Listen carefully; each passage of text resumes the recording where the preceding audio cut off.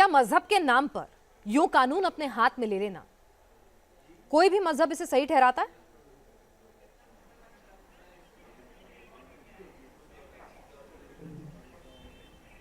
नहीं, बिल्कुल नहीं। देश के कानून को मानना ये सर्वोपरि है और देश के कानून को मानकर ही चलना चाहिए। मज़हब के नाम पर उन्माद फैलाना किसी भी तरह से और किसी भी तरफ से जायज़ नहीं है।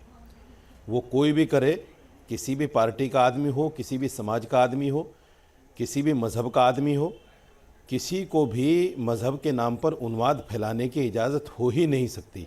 और जो करता है वो बराबर मुजरिम है, लेकिन चाहे मौलाना वो साजिद किसी भी तरफ रशीदी का जी, आदमी कमलेश हो। तिवारी, मैं बार बार इस बात को इसलिए कह रहा हूँ किशन, क्योंकि हर्षा, हिजाब विवाद के आड़ में नहीं, मैं यही कह रही हूँ कि ये नाम बढ़ते जा रहे हैं। अंकित सक्सेना, ये नाम लगातार बढ़ते जा रहे हैं, ऐसा क्यों हो रहा है?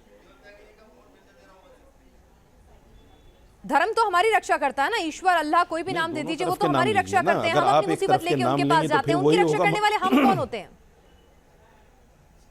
नहीं नहीं नहीं नहीं, देखिए मेरी बात सुनिए।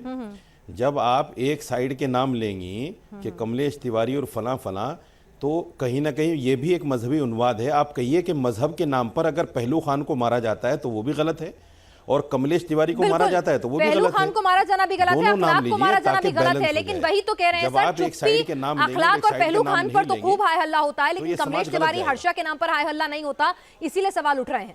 जस्टिस फॉर लावण्या नहीं होता, जस्टिस फॉर हर्षा नहीं होता, जस्टिस फॉर अखलाक होता है, इसीलिए सवाल उठ रहे हैं। ऐसा नहीं, देखिए ऐसा नहीं है, ऐसा नहीं, कोई इसको जायज नहीं ठहरा सकता। पिनाज जी, इस हत्या को कोई भी जायज नहीं ठहरा सकता। हिंदुस्तानी आदमी जो संविधान पर विश्वास रखता है वो उसको जायज ठहरा ही नहीं सकता। कैसे जायज ठहराएगा भाई? लेकिन उसके पीछे की वजूहात क्या हैं ये भी जानने की ज़रूरत है। हम बहुत जल्दी कर जाते हैं टीवी पर ये निष्कर्ष लेने में कि साहब ये फला वजह से हो गया। अच्छा। जब उसकी जांच होती है तो कुछ और निकल के आता है। दूसरी ये है कि ये हिजाब विवाद नहीं है, ये सियासत की लड़ाई है। ये सब सियासत इसके पीछे काम कर रही है, क्योंकि कर्नाटक में इलेक्शन होने वाले हैं, यूपी में इलेक्शन चल रहे हैं, 5 राज्यों में इलेक्शन चल रहे हैं। ये सारा खेल हिजाब के नाम पर जो खेला जा रहा है, और जो खेल रहा है उसको हिंदुस्तान के लोग सब देख रहे हैं।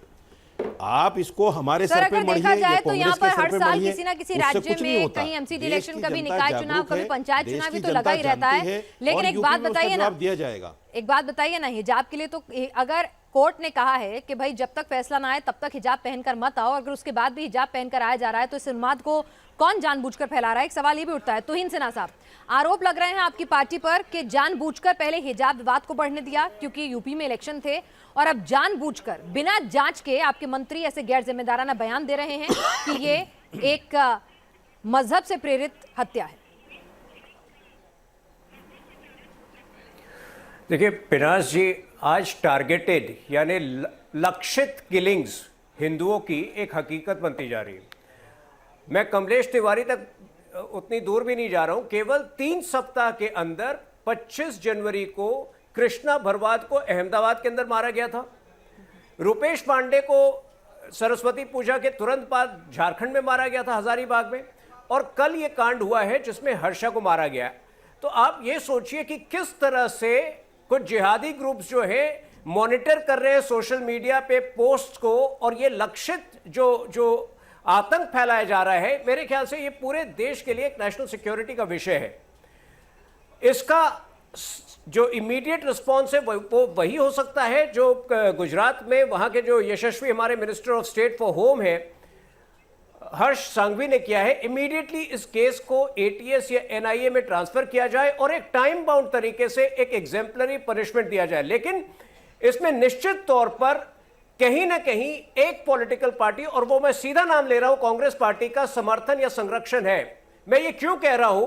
देखिए, ये जो डरा हुआ मुसलमान का जो थियरी वो फैलाते हैं, राहुल गांधी जब कुछ फेक खबरें फैलाते हैं त्रिपुरा में लिंचिंग्स की जो दरअसल हुई ही नहीं थी, लेकिन वही राहुल गांधी एक कंडेम तक नहीं करता है ट्वीट के जरिए। जब मरने वाले का इस्लामोफोबिया सरकार नहीं बल्कि कांग्रेस फैला रही है। कर्नाटक में तो आपके मंत्री ने जिस तरह का आपके नेता ने जिस तरह का गैर जिम्मेदाराना बयान दिया। मैं एक बड़ी बात, तो आप अपनी बात पूरी कर लें। एक सेकंड पिनाजी, अगर आप मुझे 10 सेकंड दें, मैं अपनी बात। कर्नाटका में जितेंद्र दीक्षित किसकी सरकार है ये बताने की जरूरत किसी को है क्या?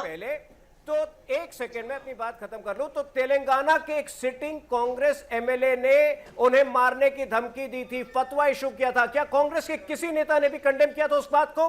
तो यही मैं कहने की कोशिश कर रहा हूं, कहीं ना कहीं राजनीतिक संरक्षण है इन जिहादियों को, इन किलर्स को। ठीक है, जवाब दें अलका। इनाज, आज उत्तर प्रदेश के हाथरस में भी एक भाजपा के कार्यकर्ता की गोली मारकर हत्या हुई है। उस पर बात नहीं हो रही, बिल्कुल बात नहीं हो रही। बात हो रही है हर्षा के, जो शिमोगा में हत्या हुई, बजरंग दल का कार्यकर्ता है। बिल्कुल चिंताजनक और दुखद है। परिवार को न्याय तुरंत दिलाने की मांग कांग्रेस के अध्यक्ष डीके शिव कुमार, पूर्व मुख्यमंत्री सिद्धारमैया जी ने की है। तुरंत जांच हो, परिवार को न्याय मिले, जिन्होंने भी हत्या की है उसे तुरंत फांसी के तख्ते पर जाना चाहिए। लेकिन भाजपा के नेता क्या कर रहे हैं? शिमोगा जिला जो है किसके अधीन आता है? मुख्यमंत्री और गृह मंत्री उसी जिले से आते हैं। गृह मंत्री की जिम्मेदारी है कानून व्यवस्था का ध्यान रखना। आज आजाद नगर, जहां अल्पसंख्यकों के घरों को पूरी तरह जलाया जा रहा है, 144 धारा लग चुकी है, कर्फ्यू लग चुका है, हिंसा रुके नहीं रुक रही। ऐसा लगता है कि उत्तर प्रदेश का चुनाव कर्नाटका की धरती से जैसे लड़ा जा रहा हो। अपने ही कार्यकर्ता अपने ही राज्य में मुख्यमंत्री और गृह मंत्री के जिले में मारे जा रहे हैं, और हिजाब से खुद गृह मंत्री ने मना किया है। खुद पुलिस प्रशासन ने कहा है कि इस हत्या का हिजाब विवाद से कोई लेन देन ही नहीं है।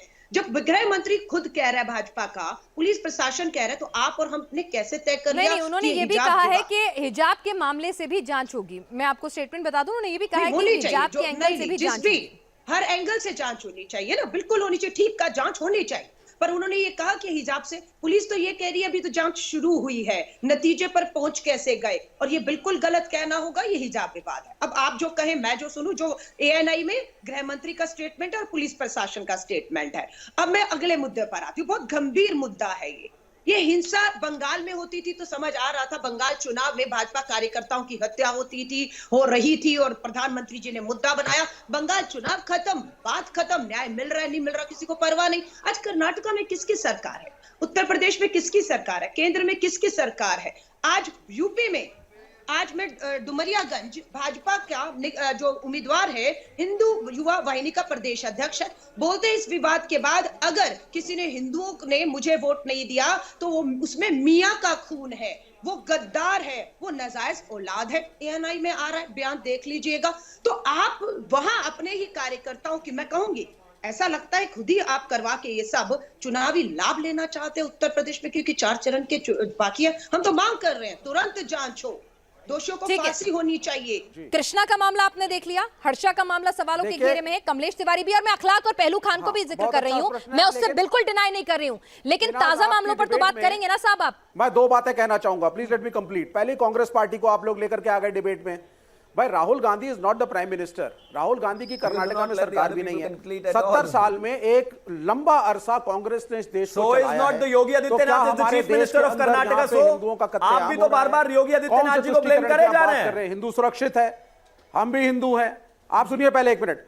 कांग्रेस का एक कंट्रीब्यूशन है इस देश में, कांग्रेस का एक कंट्रीब्यूशन है। इसको कंडेम करेंगे कि नहीं करेंगे? कांग्रेस एक बड़ी पार्टी के विवेक जी, आप इसको कंडेम करेंगे कि नहीं करेंगे ये बताइए। गलत हुआ हमारे लेफ्ट के ये बहुत से इस्लामिक इश्यूज पे कट्टरपंथ है कि नहीं है? मुख्तलिफ राय। विवेक जी, इस्लामिक कट्टरपंथ है कि नहीं है? पहले बच्चों की तरफ बोलो, कुछ बहुत ज्यादा ज्ञान नहीं चाहिए, बताइए ये कट्टरपंथ है कि नहीं है?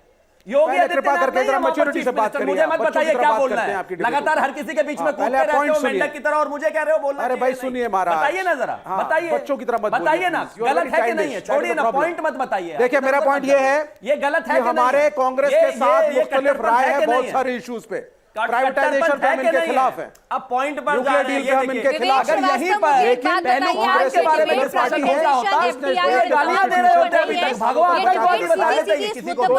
ये जो आप लोग फैला रहे हैं कब तक ये कट्टरपंथी सोच छावी रहेगी? कब तक इस तरह से कानून को अपने हाथ में लोगे? विवेक, अखलाक की मौत पर दुख होता है, पहलू खान की मौत पर दुख होता है, तो कमलेश तिवारी की मौत पर, कृष्णा की मौत पर, हर्षा की मौत पर वो दुख क्यों नहीं होता है? आतंकवादी बता रहे थे उन लोगों को जो जय श्री राम का नारा लगा रहे थे।